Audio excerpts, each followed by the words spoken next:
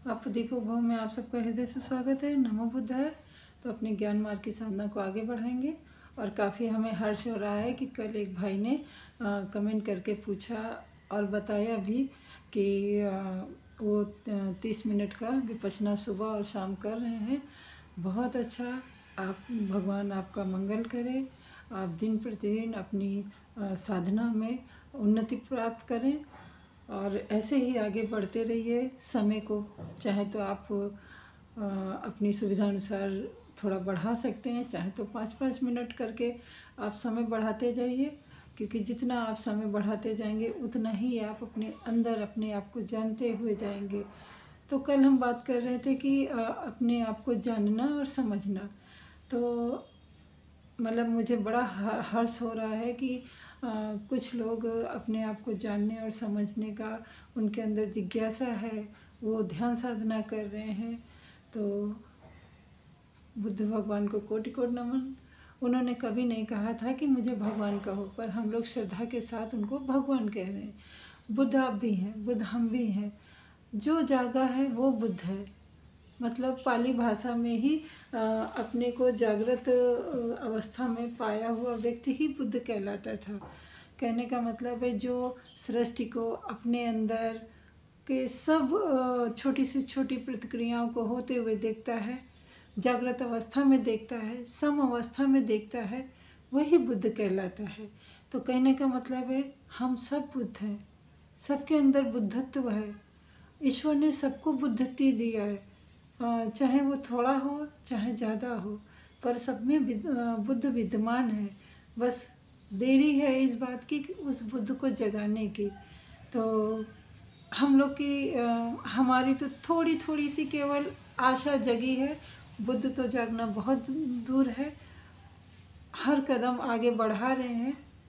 कब बुद्ध जागेंगे अपने को नहीं पता है, परंतु आशा के साथ, विश्वास के साथ हर दिन एक नया कदम बढ़ाते हैं, हर दिन एक नया अनुभव सीखते हैं, हर दिन एक करुणा से भरी, सुंदरता से भरी प्रकृति का दर्शन करते हैं। किसके द्वारा? जब हम अपने आप को जानते हैं।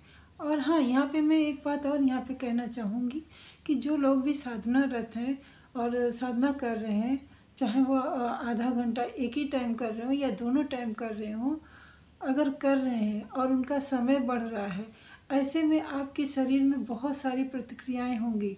तो हाँ, मेरा आप लोगों से अनुरोध ये है कि आप उससे भयभीत मत होइएगा, क्योंकि जब आप ध्यान साधना में बैठते हैं और जब अनंत अपने अंदर चले जाते हैं, जब आपके आसपास क्या घटित हो रहा है, आपको एक किसी ने, जैसे कि आपके घर में कई लोग हैं और आप एक कोने में बैठे ध्यान कर रहे हैं और घर में माता जी या बहन जी कोई काम कर रही हैं और बर्तन गिर गया, वो आवाज़ अभी आप ध्यान कर रहे होंगे तो सुनाई दे रहा होगा, परंतु जब आप गहन ध्यान की अवस्था में चले जाते हैं तो अगर कोई बर्तन गिरे या लाउड स्पीकर चलाए, आपको कुछ भी सुनाई नहीं देगा।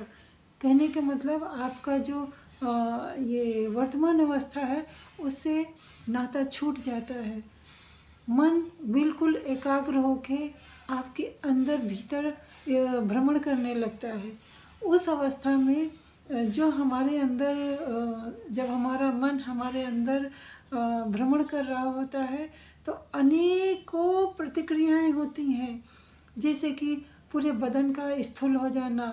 मतलब ऐसा लगता है ना कभी कभी आपका कि हमारा पैर बिल्कुल हाथी जैसा भारी हो गया है, बहुत सारी चींटियां जैसे पैर में घूम रही हैं, या शरीर अकड़ गया है, या फिर मतलब सांस लेने में समस्या आ रही है। मतलब कहने का मतलब कुछ भी आपको हो सकता है। यहाँ तक कि अगर कुछ लोग 2-2 घंटे ध्यान में बैठे रहते हैं और ध्यान की अवस्था उनकी काफ़ी गहन हो जाती है, वो अपने अंदर तक पहुँच जाते हैं, उनका पूरा का पूरा शरीर ऐसे वाइब्रेशन करने लगता है, वाइब्रेट होने लगता है, मतलब ऐसे ऐसे ऐसे ऐसे ऐसे हिलने लगते हैं। तो उस अवस्था में अगर आपको ऐसी अवस्था आ रही है तो बिल्कुल भी नहीं घबराइए और बिल्कुल भी चिंता ना करिए। हालांकि कुछ लोग जो विपश्यना को नहीं जानते हैं या फिर पुरानी रूढ़वादी परंपराओं से भ्रमित हैं, वो लोग आपको समझेंगे कि आपके ऊपर कोई बाहरी चीज़ आ गई है या फिर बड़े देवता आ गए हैं, मतलब कुछ भी आपको बोलेंगे कि साधना सिद्ध हो गई है, अरे ये तो इस बात की कभी भी गलती मत करना। शरीर का हिलना, आपकी आंखें बंद हैं, आप ध्यान मुद्रा में हो और आपका शरीर बिल्कुल हिले जा रहा, वाइब्रेट करे जा रहा पूरा, तो इसका ये मतलब नहीं है कि कोई आपके पास आपके ऊपर सवार हो गया, बिल्कुल भी नहीं।